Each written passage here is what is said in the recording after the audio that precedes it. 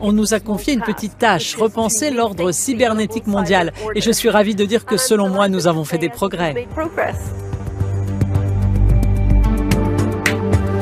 Transcendant les frontières et ayant un impact sur tous les aspects du quotidien, le paysage cybernétique est plus complexe que jamais.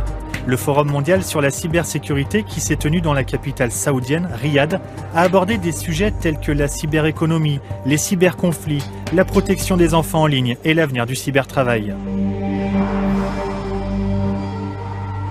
L'ambition du forum était d'être global, avec des leaders d'opinion, des innovateurs, des PDG, des universitaires et des représentants des secteurs publics et privés de plus de 100 pays. Leur mission, repenser l'ordre cybernétique mondial. Les prochaines étapes, plus de partenariats et de collaboration. Le responsable de la lutte contre la cybercriminalité d'Interpol a appelé à une action collective en plaidant pour une plus grande coopération transfrontalière et un meilleur partage des données. Nous disposons d'outils et de plateformes sécurisées et nous pouvons également faire appel à des partenaires privés, comme au Nigeria, où ils nous ont aidés à identifier des réseaux criminels organisés. Nous nous sommes adressés à la police nigériane et avec elle nous avons obtenu des déclarations de victimes du monde entier.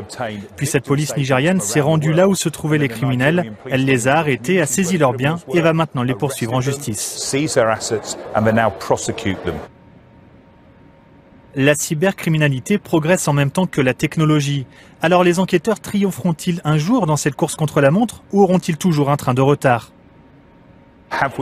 Pouvons-nous empêcher tous les crimes? Non, c'est impossible. Il y en aura toujours dans notre société. Mais je pense que l'avantage de la cybercriminalité, c'est qu'elle est en ligne, elle est basée sur la technologie. Nous sommes donc capables de prendre de l'avance si nous travaillons efficacement avec des entreprises qui fournissent l'infrastructure et les logiciels. Cela permet d'intervenir plus rapidement. Le sujet très actuel de la protection dans la chaîne d'approvisionnement énergétique a aussi été évoqué. Le dernier forum économique mondial de Davos a offert une perspective macroéconomique en insistant sur l'environnement géopolitique actuel et en attirant l'attention sur la cybersécurité en général, tout en soulevant des questions sur la façon de sécuriser les approvisionnements en énergie. La tendance la plus importante que nous ayons observée est cette sensibilisation accrue aux menaces qui pèsent sur nos infrastructures critiques, dans les domaines de l'énergie, des soins de santé et des services financiers. Je pense qu'il est vraiment important que nous puissions rassembler à la fois les acteurs établis, mais aussi les nouveaux acteurs qui peuvent vraiment apporter de nouvelles solutions, en utilisant l'intelligence artificielle et d'autres technologies pour nous aider à faire face à ces menaces. Selon une cyberpsychologue de renom, l'une des façons de faire face aux menaces actuelles et futures est de développer un secteur de la cybertechnologie préventif, proactif et protecteur, notamment pour les enfants qui restent particulièrement vulnérables en ligne. La cybersécurité est fantastique, elle protège vos données, vos systèmes et vos réseaux, mais elle ne protège pas de ce qu'est l'être humain en ligne. La bonne nouvelle, c'est l'émergence d'un nouveau secteur, celui des technologies de la sécurité en ligne, la safety tech.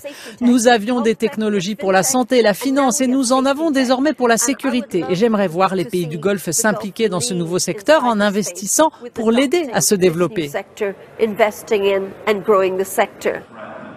Si les problèmes d'aujourd'hui sont bien connus, certains affirment que la technologie de demain, et en particulier la prochaine génération d'ordinateurs, s'accompagnera de nouveaux défis.